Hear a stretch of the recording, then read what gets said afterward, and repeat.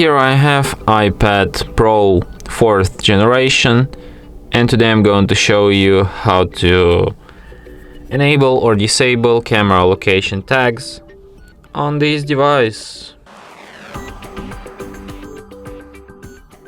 So to do this, firstly you have to open Settings, then go to the Privacy and Security section, then go to the Location Services, Camera.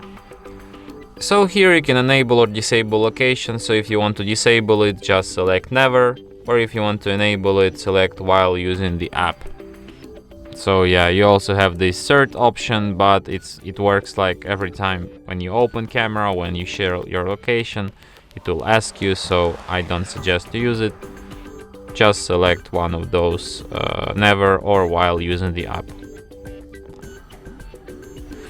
And that's it. Thanks for watching. If you find this tutorial useful, don't forget to hit that like button and subscribe to our channel.